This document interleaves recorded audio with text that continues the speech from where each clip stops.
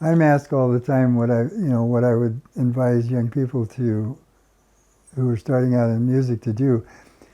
Very difficult question, and in my basic reaction is I couldn't give you advice unless I know more about you, because everybody is so unique and their needs are so unique. The only general advice you can give people, I think, is that what are you passionate about? That's telling you what you should be doing. And if you're passionate about something, then money's not a concern. Maybe it's a little concern, but not the main concern. You're trying to find out how that subject works. Not only music, any subject. It's something that occupies all your waking moments and maybe your sleeping moments that you dream about. And that's the way music has been for me. It's just like I want to fill my life up with it every day. I think that's the only thing I could say. Otherwise, there's individual needs that you can give advice to people of what they can work on, what you feel. But you have to know the person and know what their abilities are and what their real needs and desires are. If you know what you're doing in the arts, then you're doing it wrong. That's a pretty good maxim. If you don't know what you're doing, then you're on the right track because you're open to the whole world of possibilities. You don't want to already have the possibilities in you. You want to invite them in. So as an artist, you kind of have to create a culture that invites ideas in.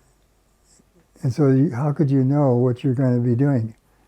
So I generally begin by just something attracts me, some kind of hook, some kind of melody, a rhythmic idea, gets me started, and then adding on to that, changing that, and maybe at some point throwing that whole thing away because it's already brought in material that I like better. So it's a step-by-step process. You don't always know. I mean, you don't always know from the beginning what you're going to do, whether you're going to be continuing on with the first idea you've gotten. So I have often abandoned pieces, after working on them for a long time, just because they don't represent this kind of the level of music that I really want to be engaged with. I thought that we could make them work, but I couldn't. So there's a certain point with a composition where yeah, I like this. I'm being moved by this. I don't care what else happens. I like this. So you make that decision that and the other question is, when is it over? So for me, music is a continuum, and beginnings and endings aren't that important because you're just tuning into a sound current that's there already, and you're letting people get on the train at a certain stop, letting them off at a certain place. But there's no final ending like Beethoven where you have a big cadence. I don't do that.